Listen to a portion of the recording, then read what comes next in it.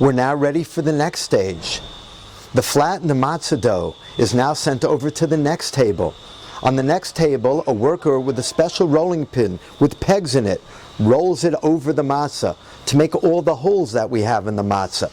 All of this has been done in a room that is pretty cool to make sure no extra heat is put on the matza. The matza is now ready to go into the next room where they'll be put into the oven. A long pole is sent across into that room, and this worker rolls the matza dough onto that long stick, which will then be brought into the room with the ovens. We're now ready for the last stage in baking the matza, probably the trickiest stage. The man who's holding that long pole now brings it from the room where the matzah has been kneaded and rolled into the room where the matzah will be baked. He very carefully puts the matzahs into the oven, rolls them out on the floor of this special oven, which by the way is heated by specially dried olive wood, which burns very, very hot. Within seconds, you can already start to see the matzah start to take shape. He then turns over the matzot and takes them out of the oven where they're checked to make sure they're whole. This whole process doesn't even take 10 minutes, and the matzahs are ready.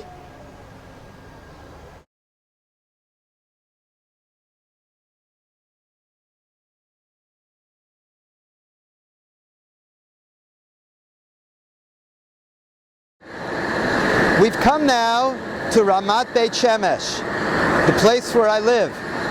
And what we have taking place right behind me is Hachsharat Kelim for Pesach, where we're koshering dishes, pots, kosot for Pesach. The general rule of all koshering for Pesach is Kibol'o Kach Polto. The way the chamais got into the kli, into the vessel, into the pot, is the way it goes out. There are two basic types of Hachsharat Kelim. One called Haga'ala, which means boiling water, and one Libun, which is direct contact with the flame. A pot that did not come into direct contact with fire does not need Libun, it just needs Haga'ala. Right here to my right are some examples of Haga'ala. What we have is a vat of boiling water, which must be kept boiling at all times. Metal kosot is an example, or silverware can be put into the boiling water, taken out, and then put into cold water. And then they are now kasher lePesach. Using silverware, kosot, trays, all things that did not come into direct contact with fire, all we have to do is put them here into the boiling water, into the cold water, and they are kasher lePesach. Let me show you what libun looks like. Over here to my right, we have grates from the oven. And the grates from the oven have to be kashered with a blowtorch. The blowtorch has to be put on every single inch of the grate. And by the way, these grates have to be cleaned beforehand. And then the blowtorch is put over every inch of the grate to kasher the grates.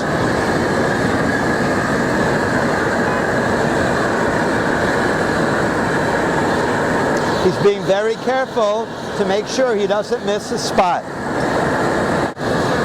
And this way, any chametz that may have absorbed into the grates is taken out of the grates.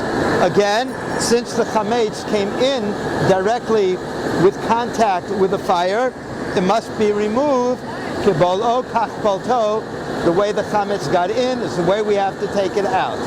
This is libun. So we've been to the beaches of Ashkelon to get a feeling of what Kriyat Yamsuf felt like. We've been to the wheat fields and the matza factory in Komemiyut to experience their miracle and to see how matzot are made. And we've been right here in Ramat Beit Shemesh to see how kelim, how dishes are kashered for Pesach. Let's now do a little jaywalking and ask the residents of Ramat Beit Shemesh if they can tell us what are the 10 makot. Let's see how much they really know. And we're standing here now with Live, Shia Kaufman.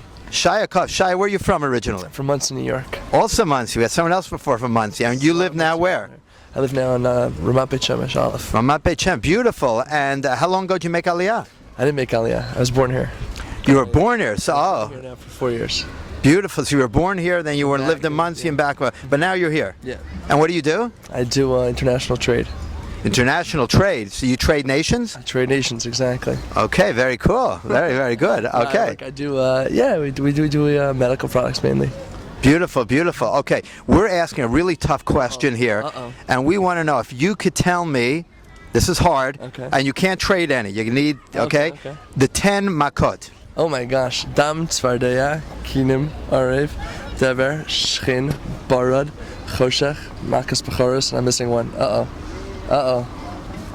Tzvardeya, Kinim, Arev, Dever, Shchin, Barad, Arev, Dever. Yeah, you got Arav, but something sounds like Arav. What did I say? You're missing one. The one you're missing what is our Arba? Right, right. He got it. Unbelievable. Okay, and most people don't get it. Most people actually do get it. Okay, but all right. So it's okay. It's been it's been a while. It's been a year. Okay, it's been a year since the last one. Right. Okay, you only keep one Seder, right? Yeah. Oh, so how would you know? That's too hard. Okay, and could you give a bracha to all the kids out there? This goes to Los Angeles, to all over the world. What bracha would you like to give the kids of the world on Pesach? That they should try to get over here as soon as they can. Get to Eretz Yisrael. Yeah, they should be here soon. They should be here next year. Should be here this year. Still have another week, right? Okay, and anything special about Pesach to wish them? They should have a Chag Kosher Sameach. When talking about Yetziat Mitzrayim, it's a perfect example and a great opportunity to have here. Ani medaber el shimcha? Chagai. Chagai? כן. Chagai. וחגי, מאיפה אתה? מן אדיס אבבה. מאדיס אבבה. ואיזה, זה באתיופיה? באתיופיה. אתיופיה, יפה מאוד, יפה מאוד. ואתה גר בארץ עכשיו? לא, 4 שנים פה, אני. 4 שנים כבר אתה בא, יפה מאוד, יפה מאוד. ואתה יש לך סדר פסח? כן, יש לי. יש לך סדר פסח? יפה מאוד. והילדים שואלים 4 שאלות? ברוך השם, יש לי. מצוין, מצוין, אוקיי. ומה עם 4 שאלות? למה אנחנו אוכלים, אתה יודע, 4? כן, אני אוכל ביחד, כולם. כולם, בסדר, אוקיי. רוצה להגיד לך חג שמח לילדים בארצות הברית? חג שמח. Continuing here with our jaywalking here in Ramat Beit Shemesh, we'd like to ask, children. Yeah. Oh, hello. How are you? What's your name? Menashe. And we have here Nechama. Nechama and Menashe. And where are you guys from? We're from America. Los Angeles. You're from Los Angeles. Where do you live now? Nachal Tveria, next to Engedi. Very nice. So here in Israel. Yeah. And where do you live? It's the same house. Same part. Are you related? We're brother and sister. Brother and sister. Fantastic. And how long ago did you move here? About 6 months. Wow. So you just came? Yeah. 6 months ago. And how do you like it here in Israel? It's great. It's amazing. Amazing to be here. And how about you? How do you like it here? Amazing? It's very nice and fun. Nice and fun. Okay, fantastic. And tell me, guys, could you tell me what the Eser Makot are? Do you know the 10 Makot? Go ahead, what are they? Dam Tzvardeya, Kinim, Arev, Dever, Shchin, Makas Bechoros. Okay, let's get a little louder. And you know them also? Yeah. Okay, very good. And could you tell me what the 4 questions that the child asks at the Seder? I know that why do we eat maror? Okay. And why do we lean? Leaning, good. And why do we dip the stuff in the salt? Dip. So we got maror, leaning, dipping, and? And I forgot the last one. You forgot the last one. Okay, the 4th one. It's a pretty big one. I'll give you a hint. It's a round one. Why do we eat chametz? We eat chametz? I mean, why don't we eat chametz? Oh, we don't eat chametz. Okay. Wow, that was close. Because I thought maybe here in Beit Shemesh they have a different minhag. Okay, very good. That's the 4 of them. And would you like to give the kids a special bracha out there in Chutz La'aretz, in Los Angeles, or in the whole world? Yeah, I hope that you guys can come here, and it's great here. Okay, fantastic. And how about you? Would you like to give them all a special bracha? I hope you guys can come and have as much fun as we have here. Okay, thank you guys. Ta-da.